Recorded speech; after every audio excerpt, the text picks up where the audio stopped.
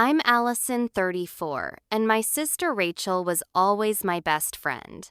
When she moved in after her divorce, I was happy to help. Then, small things started disappearing. Clothes, mail, money. I brushed it off as post-divorce chaos. When Rachel cracked her phone screen, I offered to take it for repair. The technician's face went pale as he checked it. "This your phone?" he asked. "No, my sister's," I replied. "Cancel your cards and change your locks," he whispered. Immediately, my stomach dropped. What had he seen? Before I dive into this nightmare, let me know where you're watching from. Hit that like and subscribe button if you've ever had that gut-wrenching moment when you realize someone you trust completely might be betraying you.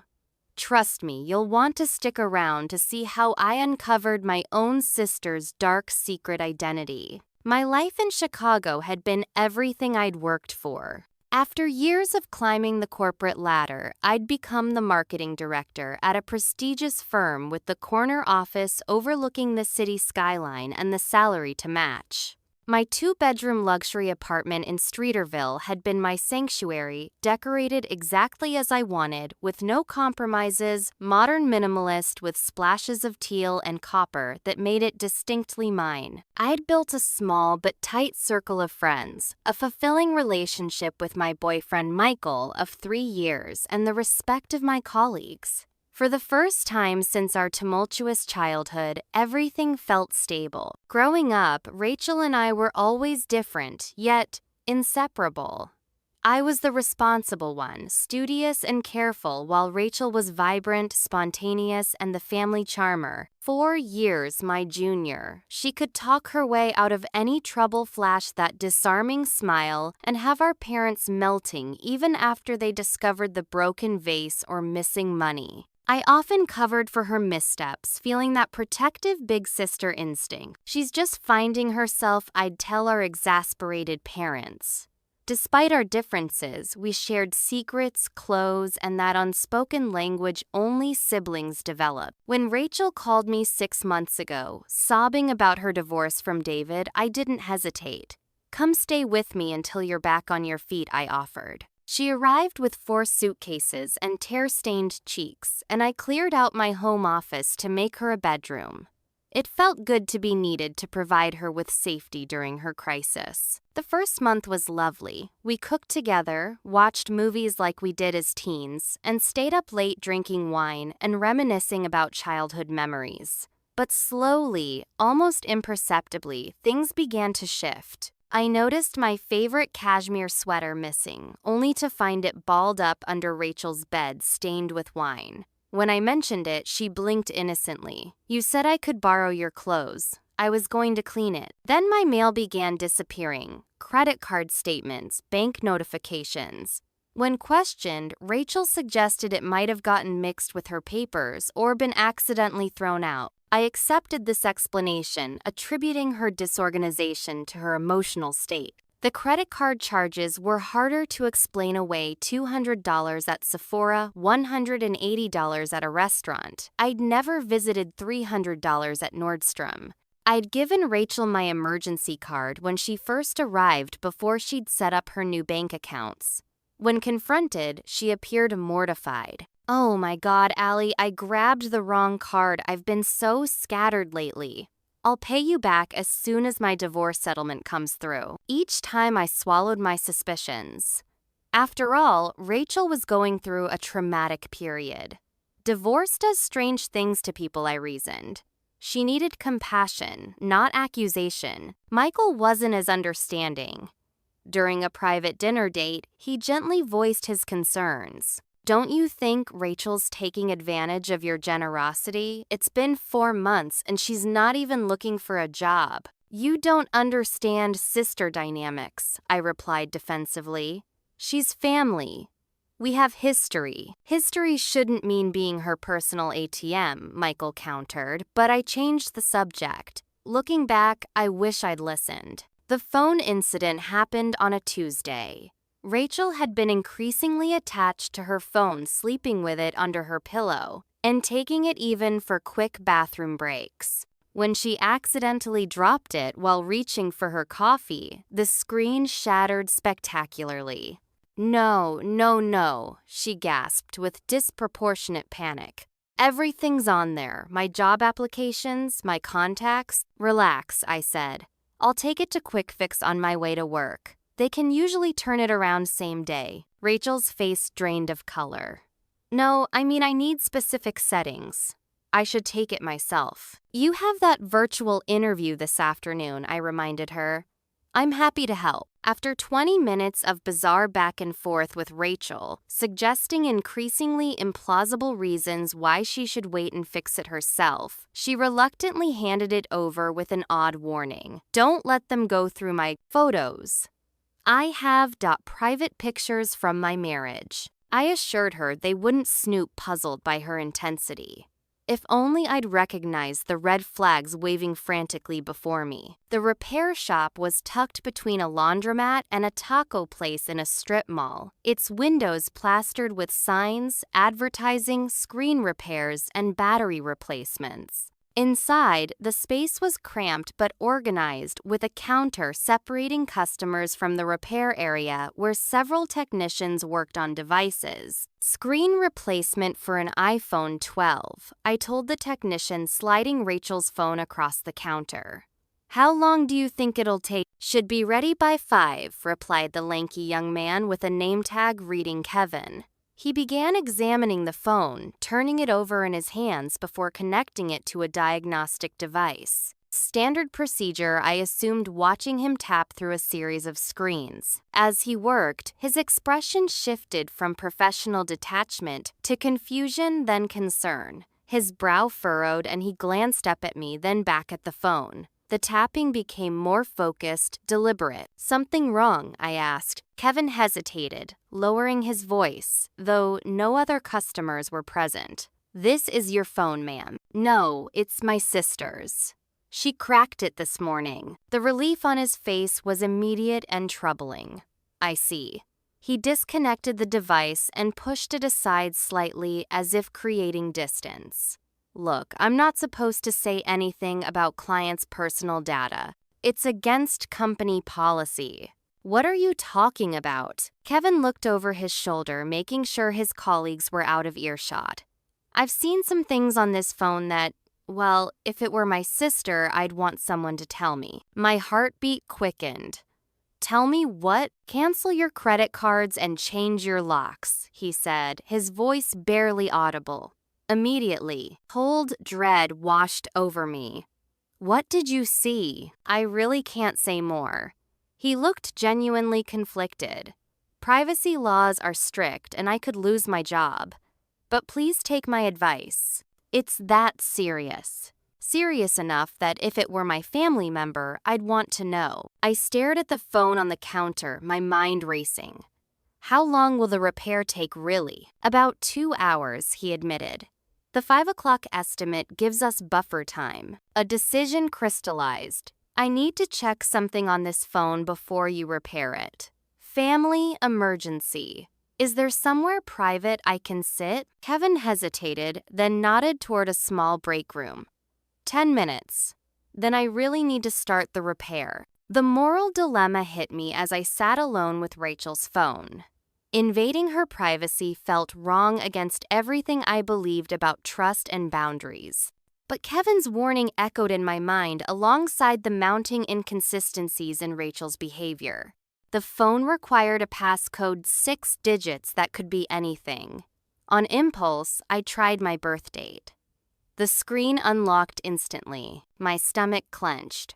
Why would Rachel use my birth date as her passcode? The photo gallery was extensive, and I scrolled quickly, uncertain what I was looking for, until I found a screenshot of my online banking login page, complete with my username and a partially visible password. Not one screenshot, but several documenting different accounts. My fingers trembling now, I kept searching. A folder labeled Alley Docs contained photos of my birth certificate, social security card, passport, and driver's license documents I kept in a filing cabinet in my home office. Some I hadn't accessed in years and hadn't realized were missing. Another folder, A's schedule, contained notes detailing my daily movements. Monday, leaves for work 7:30 a.m. gym, after work until 7 p.m. dinner with Michael. Every aspect of my routine was meticulously documented, including which days I worked late and when I typically did my online banking. Most disturbing were the text conversations with unknown numbers. Everything in place asked one contact, saved simply as J. Almost Rachel had replied, "Another month and I'll have everything I need. The accounts are ready." She suspects nothing. "Don't rush," Jay texted back. "Complete takeover requires patience. Remember Seattle." Seattle? I'd never lived in Seattle. The dating app conversations were the final shock. Rachel had profiles using my photos, my age, my job details, but with slightly altered names like Allie or Allison. She was chatting with men, arranging meetings, all while pretending to be a version of me. The revelation hit me with physical force. My sister was systematically gathering everything needed for comprehensive identity theft. Not opportunistic use of my credit card, but a calculated plan to become me in some capacity or to sell my identity to others. Heaven's warning suddenly seemed inadequate. I needed to do far more than change my locks and cancel my cards. I needed to protect my entire life. The drive home from the repair shop passed in a blur. Traffic lights, pedestrians, and other cars registered only dimly as my mind replayed the evidence found on Rachel's phone. My hands gripped the steering wheel so tightly my knuckles turned white, and despite the cool October air sweat beaded on my forehead. How could Rachel do this? Was this really happening? Or was I catastrophizing based on fragments of information taken out of context? But the images on her phone couldn't be rationalized away. The detailed schedule of my movements, the photographs of my personal documents, the conversations about taking over. Each piece alone might have an innocent explanation, but together they formed a pattern too deliberate to ignore. Memories surfaced of small incidents that had seemed trivial at the time. The mail that went missing, not just junk, but specifically financial statements, and anything with account numbers. The times I'd come home to find Rachel quickly closing my laptop, claiming she was just checking the weather or looking up a recipe. The strange calls from my bank's fraud department asking if I'd requested a change of address, which Rachel had intercepted, telling me later it was just a telemarketer. At a red light, I pulled out my phone and searched identity theft by family member. The results were a gut punch. Forums, articles, and legal advice pages detailed countless stories of people whose lives had been destroyed by relatives who exploited family trust and access. Some victims didn't discover the betrayal until they were denied. Mortgages served with collection notices for debts they never incurred, or even arrested for crimes committed in their names. One phrase from a victim's account lodged in my mind. The perfect identity thief is someone who knows your mother's maiden name, your first pet, your childhood street, all those security questions we use. Someone like a sister. I called Michael, my voice unsteady, as I explained what I'd discovered. Jesus, Allie. This is worse than I thought. Want me to come over? You shouldn't confront her alone. Part of me desperately wanted his support, but another part needed to handle this myself, to look my sister in the eye before bringing in others. Not yet, I decided. Let me assess the situation first. But stay by your phone. At least start securing your accounts now, Michael urged. Call your bank while you drive. Use my password system to create new ones she can't guess. When I pulled into my apartment building's garage, a sickening realization hit. Rachel had a key to my home, access to all my personal belongings, and knowledge of when I'd typically return. For the first time, I felt unsafe in my own space. I took the elevator up with apprehension coiling in my stomach. Opening my apartment door cautiously, I called out, "Hello." In here, Rachel's voice came from the kitchen. This was unexpected. She was supposed to be at her virtual interview. I found her at the kitchen island with her laptop open, still in pajamas. No sign she'd prepared for any interview. "You're home early," she observed, eyes flicking to her phone, charging on the counter. Not her shattered one, but an older model I didn't recognize. The client meeting wrapped up sooner than expected. I lied, matching her casual tone while noticing how her body tensed. "How did your interview go?" "Rescheduled," she said smoothly. "Their HR person had an emergency." She gestured to her screen. "Just working on some job applications now." The fabrication came so easily to her that I almost doubted my discoveries. Almost. "How's the phone repair coming along?" she asked, too nonchalantly. "They're working on it," I replied, watching her closely. "Should be ready by 5. "Great, I'll pick it up. Just text me the repair shop address." "No need. I'm heading back out soon anyway. I can grab it." Rachel's smile tightened. "I'd really prefer to get it myself, Allie. You know how I am about my privacy." "It's no trouble. I insist." Her voice had an edge now. "In fact, I should go now. They might finish early." "They won't," I said firmly. "The technician said the repair requires special ordering of parts. Might even be tomorrow." Rachel's facade cracked slightly, panic flashing in her eyes. "Tomorrow, but I need my phone today. All my contacts, Your what?" "Your screenshots of my banking information. Your notes on my schedule." The silence that followed was deafening. "I don't know what you're talking about," Rachel finally said, but her voice lacked conviction. "I think you do. Listen, I'm tired from work. I'm going to rest in my room for a bit." I retreated to my bedroom, locking the door behind me, something I'd never done before in my own home. Sitting on my bed, I began the process of damage control, starting with calls to my bank to freeze my account. "Miss Bennett, we're showing several recent credit inquiries under your name," the bank representative informed me. "Did you apply for a personal loan last week?" "No," I whispered, my suspicions confirmed. "And the new checking account opened 2 weeks ago. That wasn't you either." My stomach dropped. "What new account?" "A premium checking account with a $5,000 initial deposit. It was opened online using your social security number and other identifying information." The violation felt physical, as if Rachel had reached inside me and taken something vital. I requested immediate freezes on everything, along with fraud alerts and new account notifications. Next, I texted Taylor, my friend who worked in cybersecurity emergency. "Need your help as soon as possible. Can you come over? Say it's a casual visit if my sister answers the door." While waiting for Taylor, I began searching my bedroom for missing items. My passport, normally kept in my bedside drawer, was gone. The social security card I kept in my fire-safe box was missing, though the box itself showed no signs of forced entry. Rachel had to know the combination, another personal detail I'd shared without thinking twice. Under my bed, I found an unexpected item, a manila envelope containing a mortgage application with my name, social security number, and forged signature. The application was for a $450,000 property in Denver, a city I'd never even considered moving to. Rachel hadn't just been stealing my identity.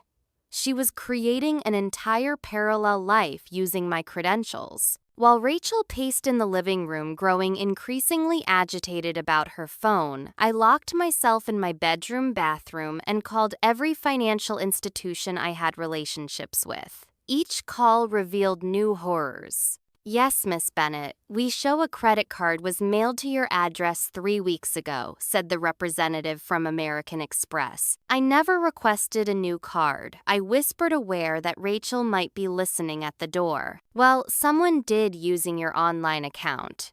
They reported your previous card stolen and requested a replacement be sent to your home address." Similar stories played out with other banks and credit cards. Someone Rachel had been methodically establishing access to my financial life. The bank representative from Chase was particularly helpful, walking me through setting up verbal passwords and removing all phone and email contact information that Rachel might have access to. We're also seeing multiple credit inquiries on your report in the past month, he noted.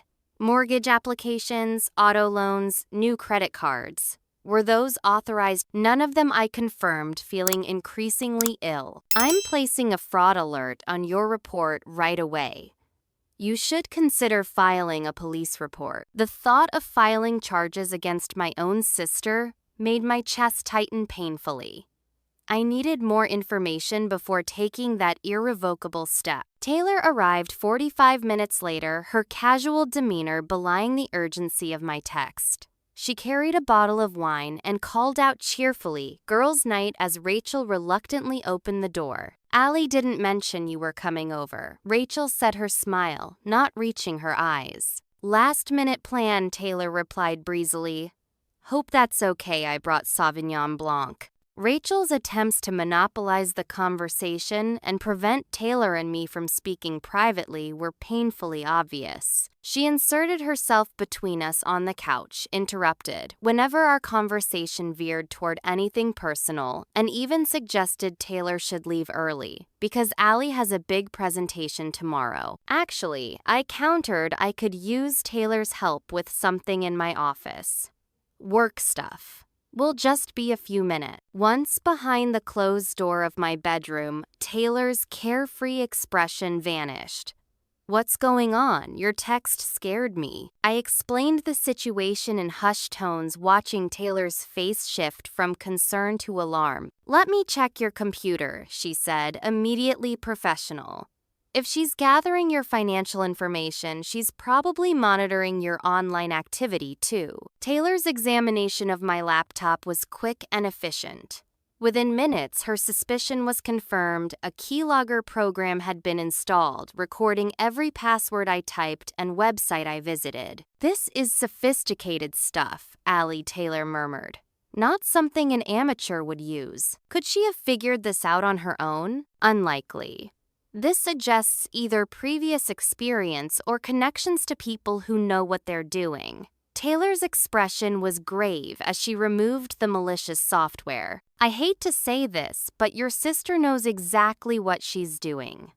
This isn't opportunistic identity theft. This is calculated, comprehensive, and professional." The word professional triggered a memory, Rachel's ex-husband David's warning when they first separated.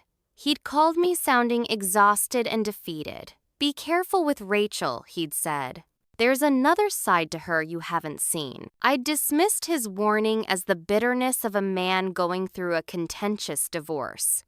Now I wondered what else he might have known. "Taylor, can you look up something else for me?" Securely, I asked, explaining my suspicion that Rachel's financial troubles predated her divorce. Through Taylor's secure work phone, we uncovered disturbing information. Rachel had credit fraud alerts in 3 states. There were forum posts from people claiming to be victims of scams perpetrated by someone matching Rachel's description, though, under different names. Most damning was a small claims court case filed by our parents 3 years ago, something they had never mentioned to me, seeking repayment for unauthorized credit card charges and stolen jewelry. "She's done this before," I whispered the truth, settling over me like a shroud. "To our own parents. And now she's escalated to comprehensive identity theft," Taylor added grimly. "Allie, this isn't just a family matter anymore. This is criminal activity." The reality of my situation crystallized. My own sister was systematically working to steal my identity, possibly to drain my accounts and saddle me with debt before disappearing to assume yet another persona. The betrayal went beyond financial. She had weaponized our shared history and my trust against me. When we emerged from the bedroom, Rachel was standing in the hallway, phone in hand, the backup device I hadn't known about until today. "Work emergency," Taylor explained smoothly. "Allie's helping me with a presentation." Rachel's eyes narrowed slightly, her gaze flicking between us. Sounded more personal than professional to me. "Nope, all business," I replied with forced lightness. Marketing jargon probably sounds like a foreign language. For a moment, tension crackled in the air. Then Rachel's phone chimed, and the moment passed as she checked her screen. "I'm heading out for a bit," she announced.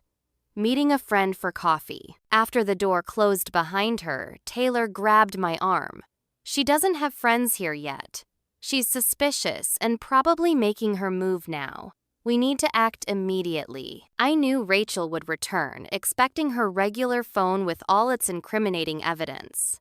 I needed to buy time while implementing Taylor's security recommendations. With Rachel temporarily out of the apartment, we changed my Wi-Fi password, removed her devices from my network, and installed a small camera in my bedroom legal in my own home, Taylor assured me.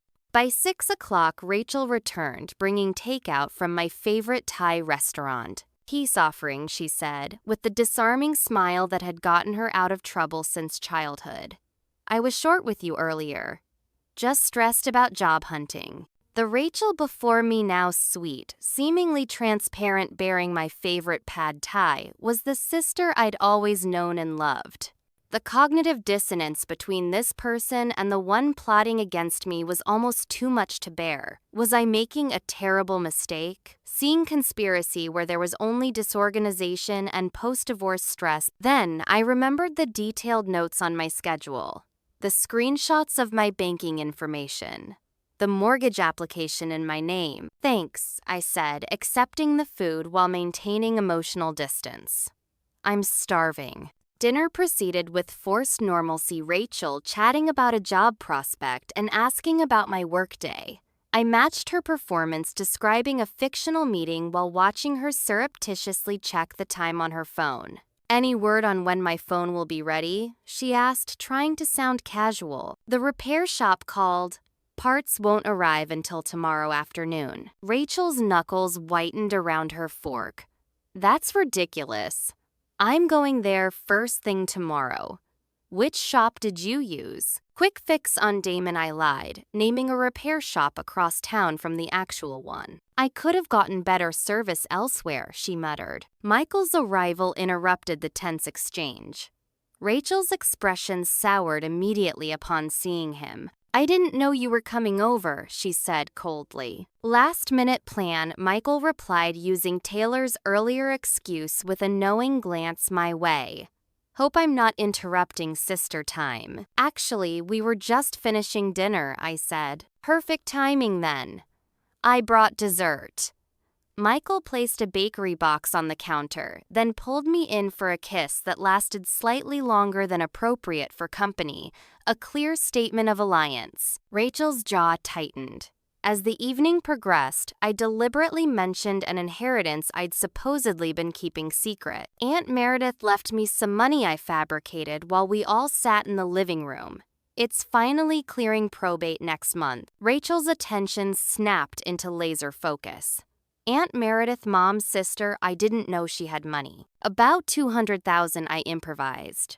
"She made some smart tech investments." "Why didn't you tell me?" Rachel asked, unsuccessful at hiding her interest. "It just never came up," I replied with a shrug. Rachel probed for details where the money would be deposited, what I planned to do with it, while I provided vague answers, watching her mentally calculate how to access this fictional windfall.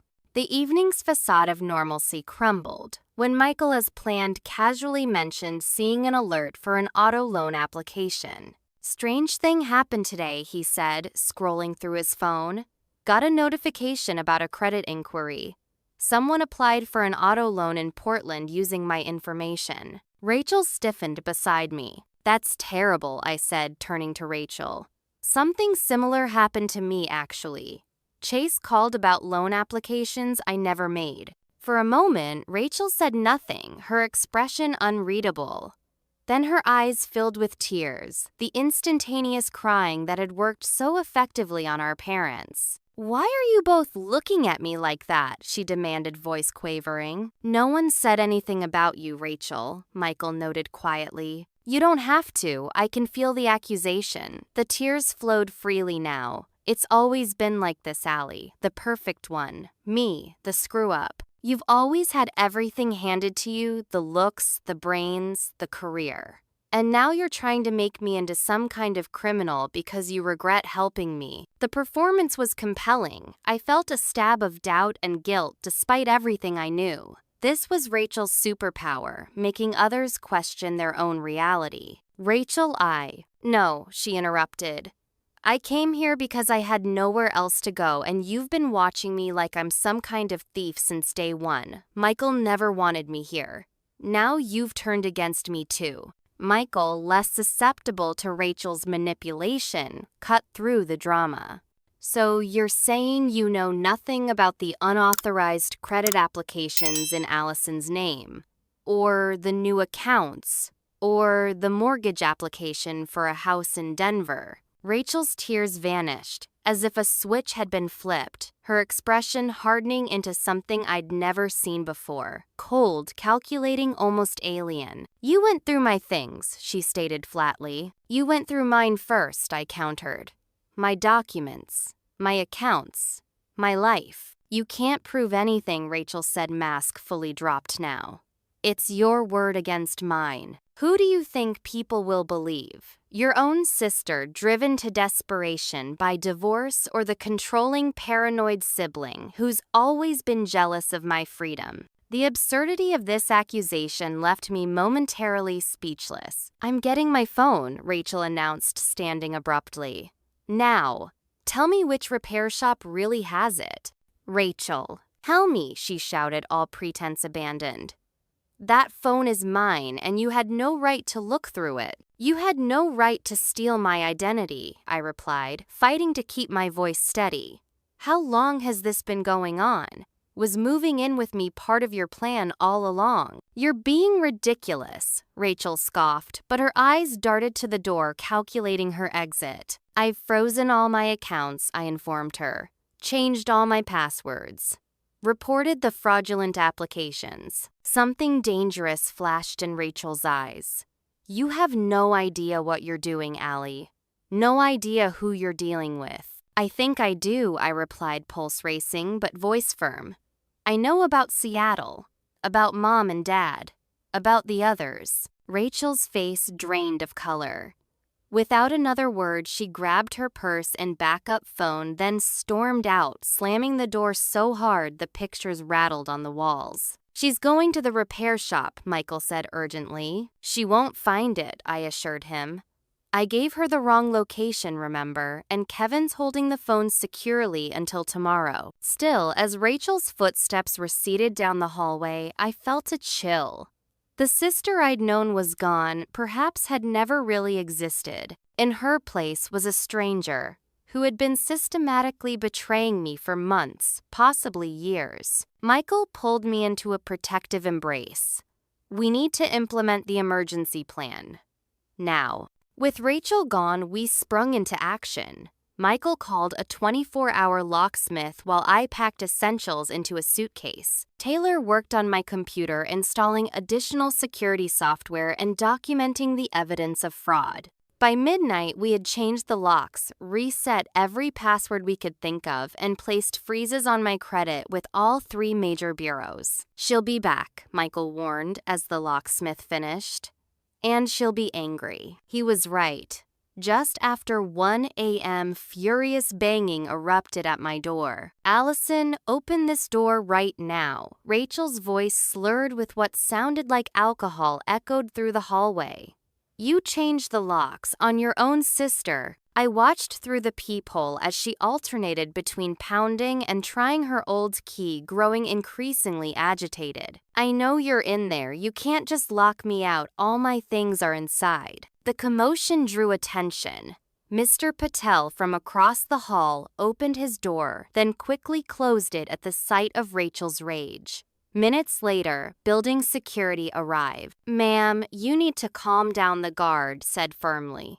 You're disturbing the residents. I opened the door just enough to see the hallway scene while keeping the security chain engaged.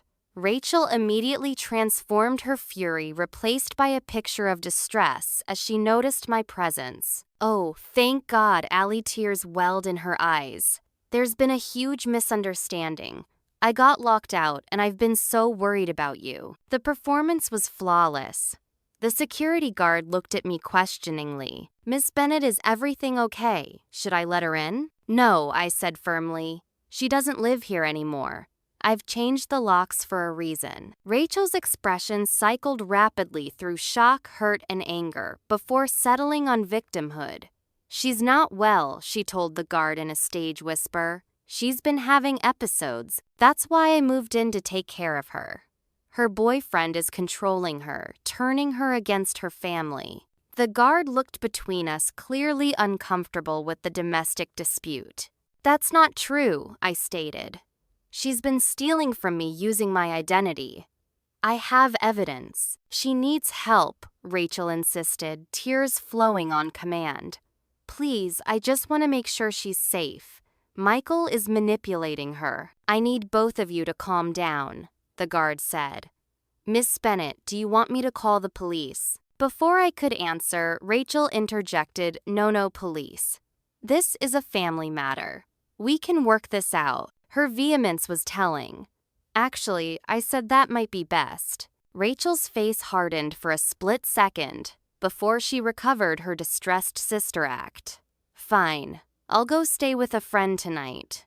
But Allie, please call me when you're thinking clearly. I'm worried about you." She left with the guard escorting her to the lobby, but the night's drama was just the beginning. By morning, the harassment campaign began. Calls from unknown numbers flooded my phone, sometimes silence, sometimes Rachel's voice alternating between pleas and threats. I blocked each number only for calls to come from new ones. "She's using burner apps," Taylor explained. "She can generate unlimited new numbers." The digital bombardment expanded to include emails, social media messages, and even contacts to my friends claiming concern about my mental health. Most disturbing was when my boss called voice careful and measured. "Allison, I received a concerning call from your sister. She says you're experiencing some personal difficulties that might be affecting your judgment. Is everything all right?" My stomach dropped. "Thomas, my sister, is the one with issues. She's been stealing my identity and now she's retaliating because I caught her." There was a pause. "That's not what she described. She mentioned paranoia, possible medication issues." It took 30 minutes to convince him I was perfectly stable, with a promise to provide documentation of the identity theft. By the time I hung up, 3 more colleagues had received similar calls. Rachel was systematically undermining my credibility, laying groundwork to dismiss any accusations I might make against her. The next day, she appeared at my office building during lunch hour. I was returning from a sandwich shop when I spotted her in the lobby speaking animatedly to our receptionist. When she saw me, she rushed over, voice loud enough for everyone to hear. "Allie, please, you need to come home. Everyone's worried about you." Security intervened before I could respond, escorting her out as she protested that she was just trying to help my sister. Later that afternoon, building management sent security footage showing Rachel entering my office while I was at lunch, rifling through my desk and pocketing items before being asked to leave by a colleague. The restraining order seemed like the obvious next step, with Taylor's help documenting the harassment and Michael accompanying me for support. I filed the necessary paperwork, providing evidence of Rachel's behavior and the identity theft. What I hadn't anticipated was Rachel's countermove. 3 days later, I was served with papers. Rachel had filed her own restraining order, claiming I was mentally unstable and harassing her. Her filing included fabricated text messages, manufactured evidence, and statements from witnesses I'd never heard of, attesting to my supposed obsession with controlling her life. The preliminary court hearing was surreal. Rachel arrived, dressed conservatively in a blue suit, hair pulled back neatly, the picture of a concerned, reasonable person. When she testified, her voice remained measured and sorrowful as she described her mentally deteriorating sister and her fears for both my safety and her own. "I only wanted to help her," Rachel told the judge, dabbing at non-existent tears. But she's created this elaborate story about identity theft because she resents me. She's always been jealous of my relationships, my freedom. Now she's convinced her boyfriend and friends of these delusions. My attorney presented the evidence we'd gathered, the fraudulent applications, the unauthorized accounts, the keylogger on my computer, but Rachel had an answer for everything. The joint account was opened with Allison's permission to help manage her finances during her difficult time. The mortgage application was a surprise investment opportunity we were exploring together before she became paranoid. The judge, overwhelmed by competing claims, and evidence declined to issue either restraining order, pending a full hearing, instead imposing mutual stay-away orders until then. Outside the courthouse, I watched Rachel chatting amicably with her attorney, laughing, as if we'd just concluded a minor business matter, rather than a hearing that exposed the complete fracturing of our family. When she caught me looking, her smile took on a predatory edge before she turned away. For the first time, I understood that I wasn't just fighting to protect my finances or identity. I was fighting someone who knew exactly how to manipulate the system and who would stop at nothing to win. The email arrived a week after the court hearing sent to my work address rather than my personal one, a detail that proved crucial as Rachel had no access to this account. Allison, it began simply. You don't know me well, but we have someone in common. I understand you're experiencing Rachel's other side firsthand. If you're willing to talk, I might be able to help. David. My first reaction was skepticism. David was Rachel's ex-husband, a man I'd met only twice at their wedding and at a holiday dinner 3 years ago. Rachel had described him as controlling, jealous, and ultimately abusive, the villain in her divorce narrative. I had no reason to trust him. Yet something about the phrasing Rachel's other side resonated with my recent experiences. After consulting with Michael and Taylor, I arranged to meet David in a public coffee shop with Michael seated at a nearby table as a precaution. David looked different from my memory thinner, with new gray at his temples and a wariness in his eyes that hadn't been there before. He spotted me immediately approaching with a hesitant smile. "Thank you for meeting me," he said, settling across from me. "I wasn't sure you would." "I'm not sure I should be," I admitted. "Rachel told me a lot about your divorce." A sad smile crossed his face. "I'm sure she did." Let me guess. I was controlling, jealous, possibly abusive. The accuracy of his prediction was unsettling. Something like that. The same story she told her previous boyfriend's family, and her college roommate's parents, and her former employer. David sighed. "It's a pattern, Allison. When Rachel burns a bridge, she makes sure to destroy the other person's credibility first." "Why should I believe you?" I asked directly. "You shouldn't automatically," he acknowledged. "But I'm guessing you've seen things that make you question everything you thought you knew about Rachel." Over the next hour, David shared his experience, a story disturbingly similar to my own. He'd met Rachel when she was using the name Rebecca, discovered her real identity only after they were married, and slowly uncovered financial discrepancies, missing items, and unexplained accounts. When confronted, Rachel had alternated between tearful denials, accusations of his mental instability, and finally threats. "The divorce wasn't because we grew apart," David explained. "It was because I found evidence she'd stolen over $40,000 from my parents by opening credit cards in their names. When I confronted her, she threatened to tell everyone I'd been abusing her if I went to the police." He pulled out his phone, showing me documentation, credit reports, police reports he'd filed despite her threats, statements from other victims. After we separated, I started finding others. Rachel or Rebecca or Renee or whatever name she's using has a history of this. She finds a host, establishes herself in their life, exploits their resources and identity, then discredits them and moves on. "Why didn't you warn me?" I asked, emotion, finally breaking through my careful composure. "I tried, remember. When she first moved in with you, you didn't want to hear it." The memory hit me David's call, his careful words about another side to Rachel, my dismissal of his concerns. "I thought you were bitter about the divorce," I admitted. "I was bitter," he acknowledged. "But not about the divorce, about being manipulated and used by someone I thought loved me." Before leaving, David handed me a flash drive. Evidence I've collected, including statements from other victims. "There are more of us than you think, Allison. We've formed a kind of support group. You're not alone in this." That evening, Michael Taylor and I reviewed the contents of the drive. It contained documented evidence of Rachel's schemes dating back to college. Different names, different locations, but always the same pattern. Most disturbing was the revelation that Seattle wasn't a place Rachel had lived, but a code word she used with accomplices to reference her most successful identity theft operation, which had netted over $200,000 from an elderly couple. Most shocking was the small claims court filing from my parents with attached evidence showing Rachel had stolen jewelry from our mother and opened multiple accounts in our father's name.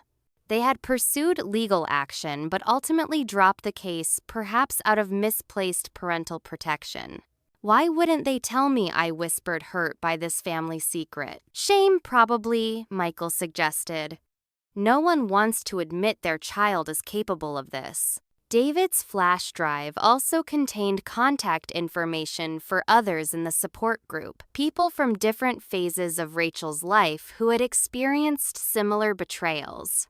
I spent the weekend speaking with them, each conversation both validating my experience and revealing new aspects of Rachel's operations. Lisa from Portland described how Renee Rachel had lived with her for 8 months, gradually assuming aspects of her identity before emptying joint accounts and disappearing. James in San Diego explained how Rebecca had introduced herself as a financial advisor, gained access to his elderly mother's accounts, and systematically drained them.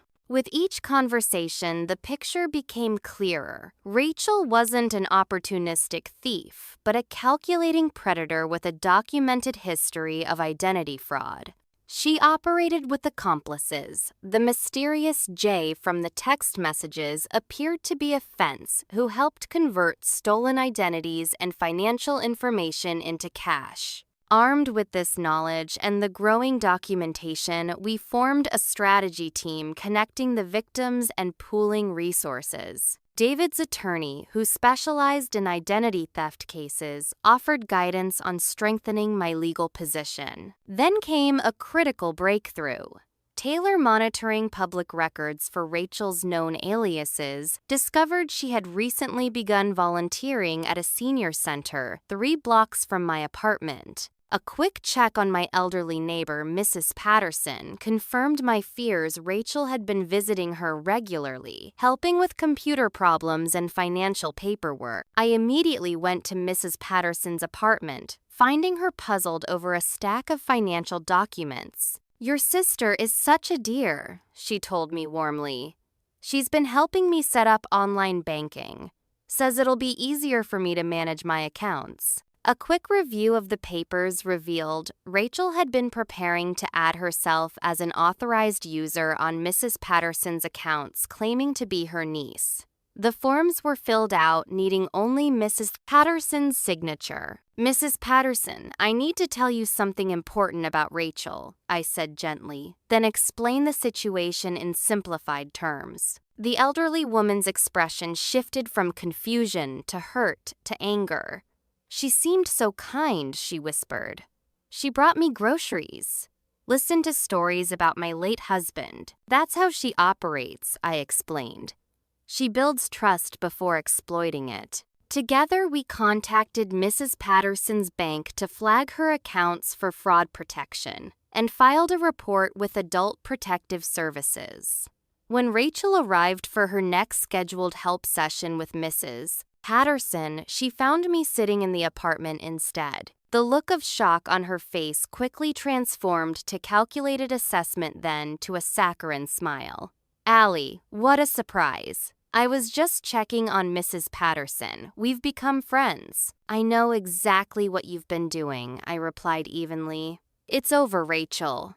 Mrs. Patterson's accounts are protected, and APS has been notified. Rachel's smile never faltered, but her eyes hardened. I don't know what you've been telling people, Allison, but your paranoia is really getting out of hand. Mrs. Patterson asked for my help with her banking. I was doing her a favor. Save it, I said, standing. We both know what you are doing. And I'm not the only one who knows anymore. For a fraction of a second, uncertainty flickered across Rachel's face. Then she shrugged, adjusting her purse strap. You've always been jealous of my ability to connect with people. Now you're turning an act of kindness into something sinister. Typical. She turned to leave, then paused at the door. Be careful, Allie. People might start thinking you're the unstable one, making up stories about your own sister. After she left, Mrs. Patterson gripped my hand. That wasn't the same young woman who's been visiting me, she said shakily. It was like watching someone put on a mask and then remove it. Her observation was, apartment. The sister I'd grown up with, the Rachel I thought I knew, was the mask. What lay beneath was someone I'd never truly known, and someone far more dangerous than I'd initially realized. When I checked my phone later, I found social media notifications flooding in. Rachel had launched her most aggressive attack yet, a public smear campaign, claiming I was suffering from paranoid delusions, fabricating stories about her due to long-standing jealousy, and being manipulated by my controlling boyfriend. She'd created posts with carefully edited conversations, old photos taken out of context, and tearful videos expressing concern for my mental health. This is about more than identity theft now, Taylor observed grimly as we reviewed the damage. She's trying to destroy your credibility before you can destroy hers. The battle lines were drawn. Rachel had escalated from covert operations to open warfare, and I realized I needed to be equally strategic in my response. This wasn't just about protecting my finances anymore. It was about reclaiming my identity, my reputation, and my truth from someone who had weaponized our shared history against me. The security system alert chimed on my phone at 2:17 p.m. on a Tuesday, motion detected in my apartment. I was at work. Michael was at his office. No one should have been in my home. The accompanying video showed Rachel using a key I didn't know existed to enter my apartment. She moved with purpose, heading directly to my home office where my primary computer was located. I immediately called Michael and Taylor, then left work without explanation, racing home while they converged from different directions. The violation of my space, after everything that had already happened, filled me with a cold fury that overrode my fear. When I burst through my apartment door 20 minutes later, Rachel was still there, calmly downloading files from my computer onto a flash drive. She looked up, not with surprise, but with irritation at being interrupted. You're supposed to be at work until 5, she said, as if I were the one behaving inappropriately. And you're violating a court order by being here, I replied, keeping my distance while blocking the exit. How did you get in? Rachel sighed, removing the flash drive and pocketing it. Made a copy of your key months ago. You really should be more careful, Allie. What are you taking? What else have you stolen from me? Nothing that wasn't already mine, she said, with unsettling conviction. You've always had everything handed to you. The good grades, the scholarships, the career. I'm just balancing the scales. Michael and Taylor arrived simultaneously, entering behind me, effectively surrounding Rachel. Her eyes darted between us, calculating odds. 3 against 1, she observed coolly. Hardly seems fair. Neither does stealing your sister's identity, Michael countered. Rachel's composed facade cracked slightly. You have no idea what you're talking about. Any of you. We know about Seattle, I said quietly. About the Hendersons. The $200,000 you stole from them before disappearing. We know about Portland, San Diego, Tucson. All of it, Rachel. For the first time, genuine alarm flickered across her face, quickly masked by defiance. Prove it. It's your word against mine, and I've already established you're unstable. It's not just my word anymore, I replied, holding up my phone. I'm recording this conversation with witnesses present, and I've been gathering evidence for weeks from your previous victims, from financial institutions, from your own messages and file. Taylor held up her phone as well. The police have been called. They're on their way. Rachel's expression shifted through calculations and contingencies, settling finally on a cold smile. You have no idea what you've started, Allison. This has been years in the making, not months. You think catching me today changes anything I've already taken. Over $50,000 from your accounts through transfers you never noticed. Opened credit lines you won't discover for months. The damage is done. Why, I asked the question that had haunted me since this began. We're sisters.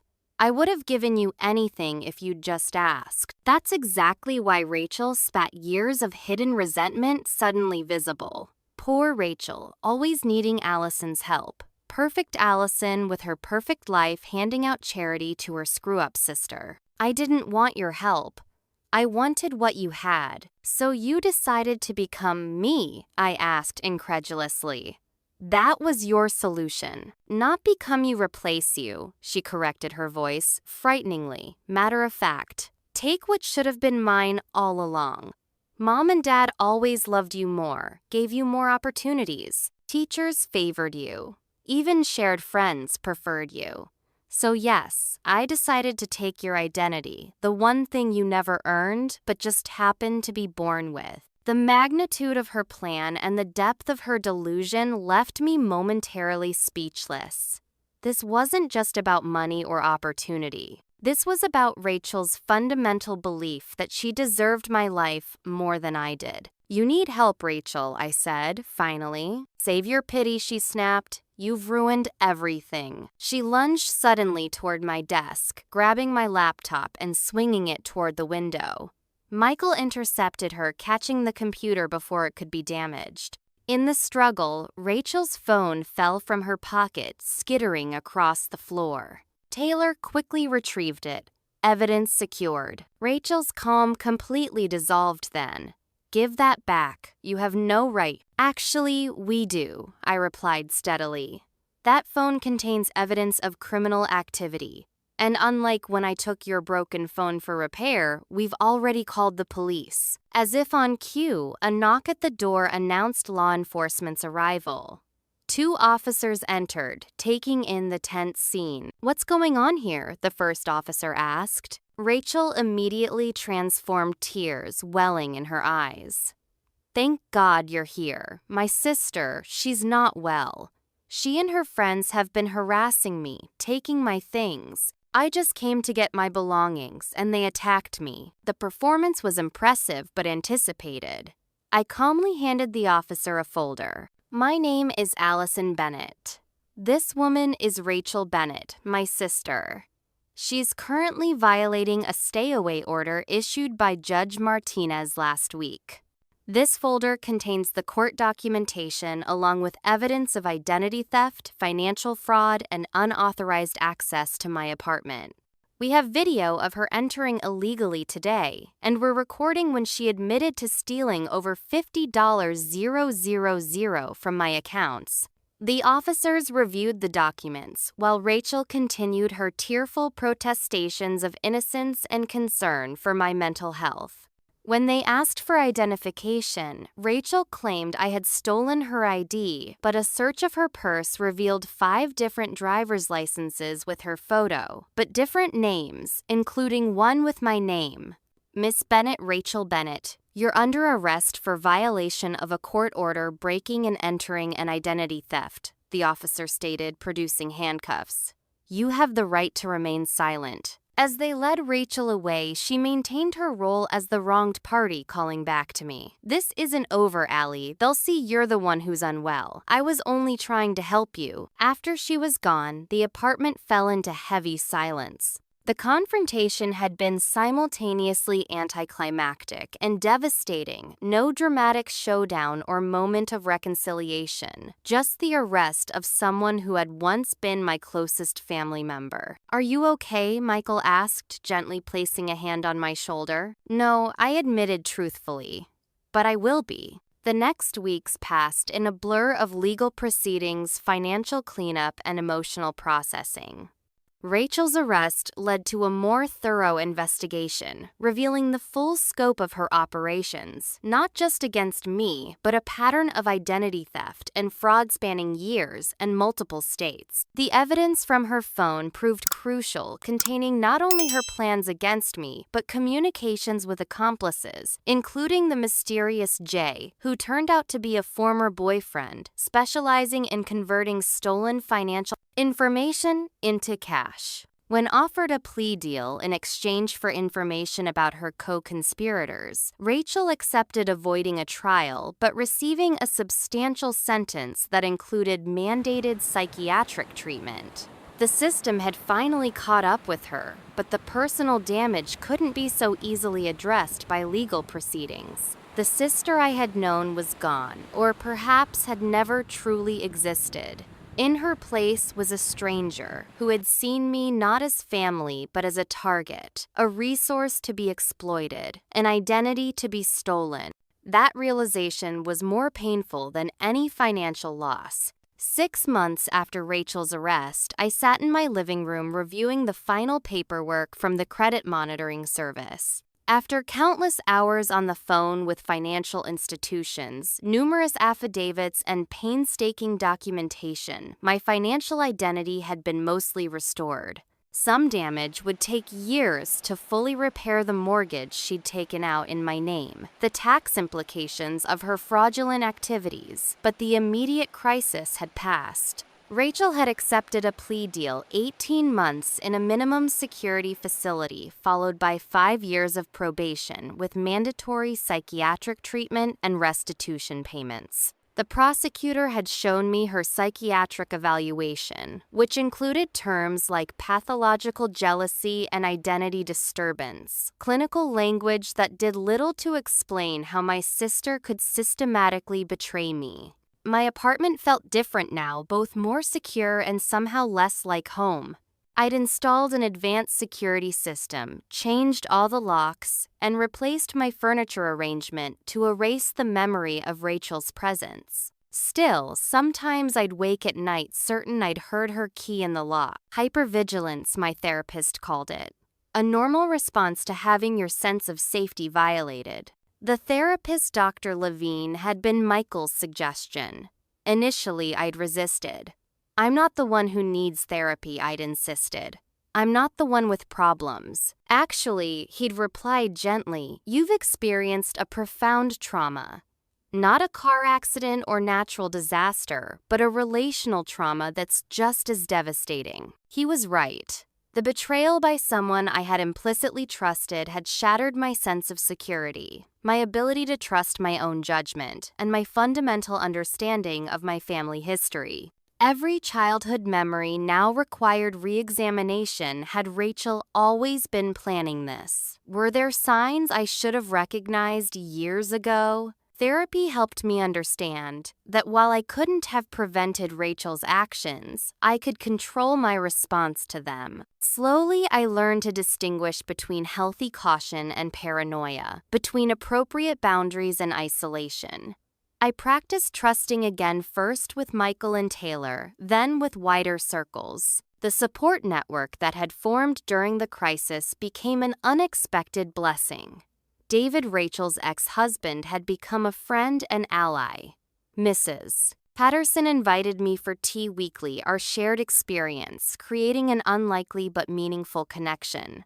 Taylor had strengthened security on all my devices and taught me to protect myself digitally without living in fear. Michael had remained steadfast throughout, never once saying "I told you so" about his early concerns regarding Rachel. Instead, he'd supported my healing process with patience and understanding. On a crisp autumn evening, he proposed, not despite the trauma we'd weathered, but partially because of it. "We've already faced one of the worst things that could happen," he said, "and we did it together." One of the most difficult steps in my recovery was visiting Rachel 3 months into her incarceration. I wasn't sure what I hoped to gain closure, understanding perhaps some acknowledgement of the pain she'd caused, but I felt compelled to see her one more time. The visiting room was stark and impersonal. Rachel entered wearing a beige jumpsuit, her hair pulled back, simply looking both familiar and utterly foreign. She seemed smaller, somehow stripped of the charisma and manipulation that had always defined her. "You came," she said, genuine surprise in her voice as she sat across from me. I had questions, I replied simply. Our conversation was stilted and uncomfortable. Rachel showed little remorse, framing her actions as justified responses to perceived injustices throughout our lives. When I mentioned specific instances of her betrayal, the documents stolen from my apartment, the accounts opened in my name, she grew defensive. "You're still not seeing the bigger picture," she insisted. "Everything was unfair from the beginning. I was just trying to level the playing field." I left without the closure I'd sought, but with a different kind of understanding. Rachel wasn't simply greedy or opportunistic. She inhabited a reality where she was perpetually wronged, perpetually justified in taking whatever she believed she deserved. Whether this worldview stemmed from mental illness, childhood dynamics I couldn't recall, or some inborn difference in how she processed the world, I couldn't say. What I did know was that I couldn't fix it, and continuing to try would only leave me vulnerable to further manipulation. Our parents struggled most with the aftermath. They finally revealed the full history they'd hidden: Rachel's escalating pattern of theft and deception throughout her life, their attempts at intervention, the family therapy they'd tried when she was a teenager. "We thought we'd protected you from it," Mom explained tearfully. "Instead, we left you unprepared." I understood their misguided attempt to shield me, even as I worked through my anger at being kept in the dark. Our relationship required rebuilding with new foundations of honesty and recognition that protecting someone from truth rarely protects them at all. The security measures I'd implemented after Rachel's arrest remained, but their meaning evolved. The new locks on my door weren't just barriers against a specific threat, but symbols of my right to determine who entered my life. The financial monitoring wasn't just vigilance against identity theft, but a commitment to mindful stewardship of what I'd worked to build. The careful social media privacy settings weren't paranoia, but recognition that information was valuable and worth protecting.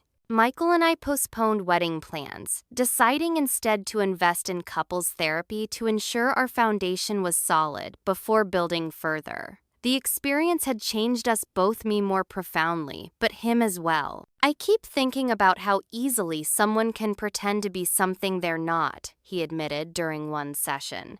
"Not just Rachel, but anyone." The flip side, I reminded him, is that we've learned to look beyond surface appearances, to value actions over words, consistency over charm. A year after Rachel's arrest, we finally moved forward with engagement plans. The small dinner gathering to celebrate included the people who had become my chosen family through crisis: Taylor, David, Mrs. Patterson, colleagues who had stood by me during Rachel's smear campaign. Together, they represented what I'd learned about authentic connection relationships, built on mutual respect and genuine care rather than obligation or manipulation. The hardest lesson had been accepting that sometimes the deepest wounds come from those who should love us most.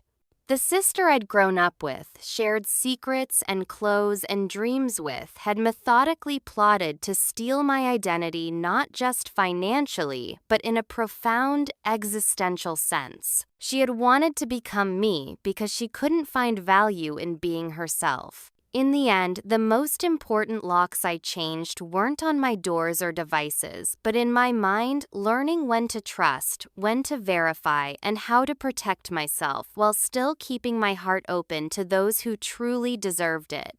The betrayal had nearly broken me, but in rebuilding, I discovered parts of myself's strength, resilience, discernment that I might never have found otherwise. I still look for Rachel sometimes in crowds, in dreams, in the mannerisms of strangers. Not from fear, but from the lingering echo of a connection that, despite everything, shaped who I am. I don't know if we'll ever speak again after her release, if reconciliation is possible or even desirable. What I do know is that my life is mine again, hard-won, carefully guarded, and authentically lived. Has anyone in your family ever betrayed your trust in a way that changed how you see them forever? How did you handle it? I'd love to hear your stories in the comments below.